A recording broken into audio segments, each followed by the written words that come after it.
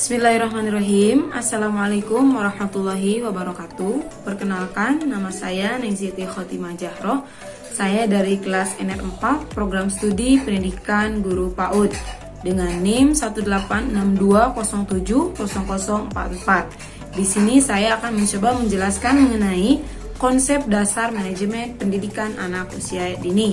Video ini dibuat dalam rangka menyelesaikan mata kuliah Manajemen Pendidikan Anak Usia Dini yang diampu oleh Ibu Dr. Rita Aryani MM. Selamat menyaksikan. Sebelumnya di sini saya akan mencoba menjelaskan mengenai pengertian pendidikan terlebih dahulu. Adapun pendidikan atau education secara semantik berasal dari bahasa Yunani, yaitu pedagogia yang berarti pergaulan dengan anak-anak. Pedagogos adalah seorang nelayan atau bujang dalam zaman Yunani kuno yang pekerjaannya menjemput dan mengantar anak-anak dari sekolah dan ke sekolah.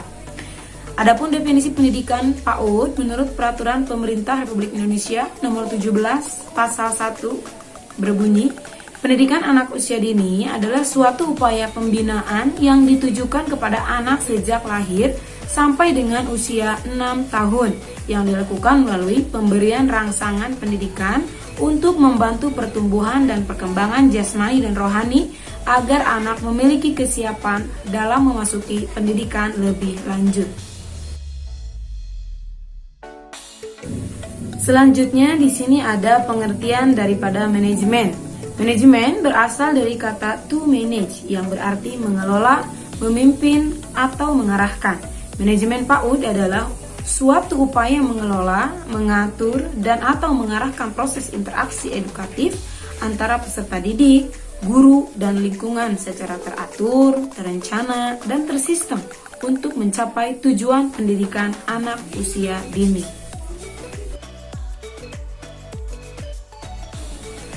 Selanjutnya di sini ada konsep dasar PAUD. Menurut Turner, pada tahun 1985 mengemukakan bahwa pembentukan konsep sebagai berikut. Konsep dibentuk dengan menghubungkan berbagai fakta, benda, atau peristiwa yang memiliki kesamaan ciri yang kemudian diberi nama tersendiri. Sebagai salah satu contoh, ada konsep nama buah.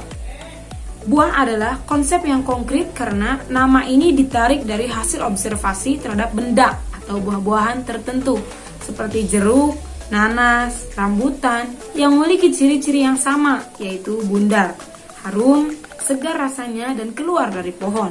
Adapun contoh konsep keselamatan merupakan konsep yang abstrak karena dibentuk dari rangkaian peristiwa yang berkaitan dan menunjukkan ciri-ciri perbuatan yang selamat, seperti mengemudikan kendaraan dengan hati-hati, menggunakan perkakas dengan benar, dan memiliki tabung pemadam api untuk mengatasi kemungkinan terjadinya kebakaran. Dikutip dari Sujana pada tahun 2010 dalam bukunya halaman 14.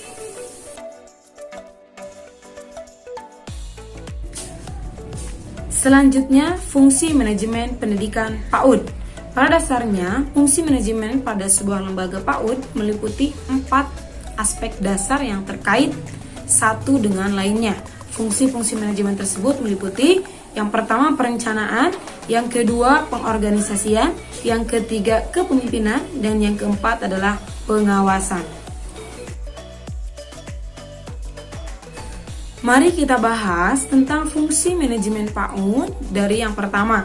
Yang pertama yaitu perencanaan.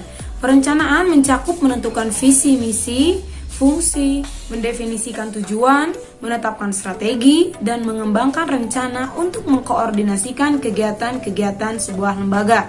Oleh sebab itu, seorang manajer sebelum menyelenggarakan pendidikan PAUD sudah harus memikirkan visi dan misi lembaga yang akan didirikan, fungsi dari lembaga tersebut, tujuan mendirikannya, strategi yang akan digunakan, rencana-rencana ke depan yang akan dilaksanakan. Kesemuanya merupakan suatu rangkaian dalam perencanaan lembaga pendidikan di lembaga PAUD. Kemudian selanjutnya yang kedua, fungsi dari manajemen PAUD yang kedua adalah pengorganisasian. Pengorganisasian meliputi penentuan tugas-tugas yang harus dikerjakan, pihak yang mengerjakan, tugas-tugas tersebut dikelompokkan dan dikelola, pihak yang melapor kepada siapa, dan di tingkat mana keputusan-keputusan harus dibuat dan ditentukan. Kemudian selanjutnya, fungsi manajemen PAUD yang ketiga adalah kepemimpinan.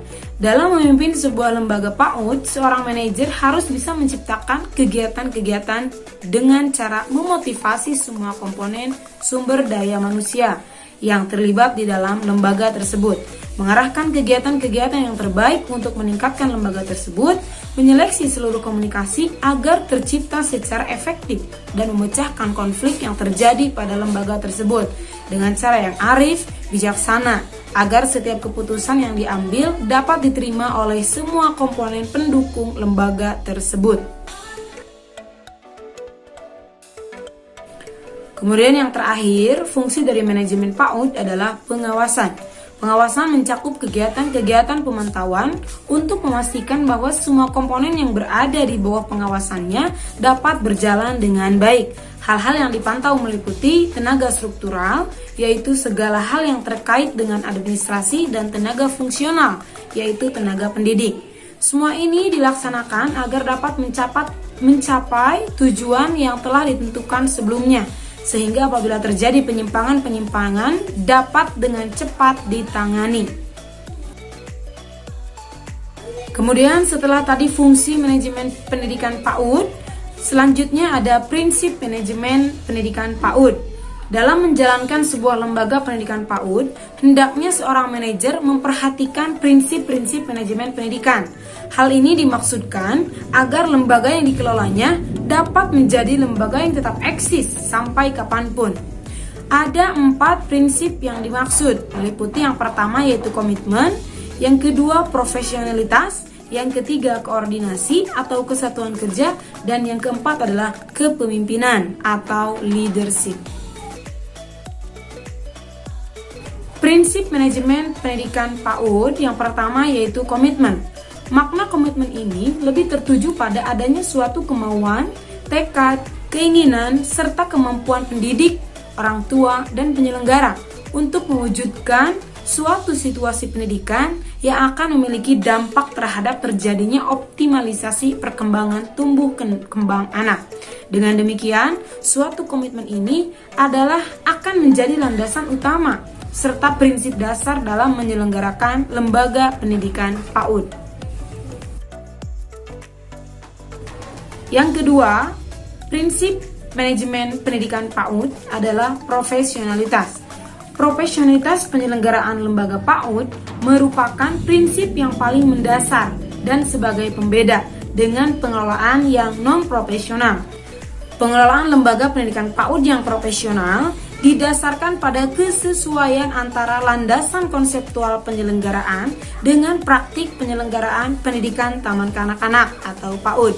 Kesesuaian tersebut menunjukkan bahwa penyelenggara menguasai konsep-konsep dasar penyelenggaraan dan praktik pelaksanaannya. Konsep yang dirujuk didasarkan pada landasan teoretik yang benar dan sudah teruji. Yang ketiga yaitu prinsip koordinasi atau kesatuan kerja. Prinsip koordinasi merupakan suatu usaha untuk menggerakkan dan melibatkan semua sumber daya manusia sebagai satu kesatuan untuk mencapai satu tujuan yang sama. Melalui upaya ini, kegiatan manajerial akan memberikan ruang gerak yang sama antara seluruh komponen sumber daya manusia serta fungsi dan kedudukannya. Kondisi ini akan terjadi manakala terdapat gambaran yang jelas tentang fungsi dan kedudukan masing-masing komponen, fungsi dan peran guru, kepala sekolah, pengawas, dan yayasan penyelenggara. Selanjutnya yang keempat adalah prinsip kepemimpinan atau leadership. Kepemimpinan memegang peranan penting dalam mengelola penyelenggaraan lembaga pendidikan PAUD. Kepemimpinan terkait secara langsung dengan seluruh aspek penyelenggaraan lembaga pendidikan di PAUD. Kepemimpinan yang baik harus dimulai pada pemahaman secara utuh. Kepemimpinan yang baik harus dimulai pada pemahaman secara utuh tentang seluruh komponen penyelenggaraan lembaga PAUD, menyamakan persepsi tentang arah dan proses penyelenggaraan lembaga PAUD, serta proses monitoring dan evaluasi terhadap proses dan keberhasilan penyelenggaraan lembaga PAUD.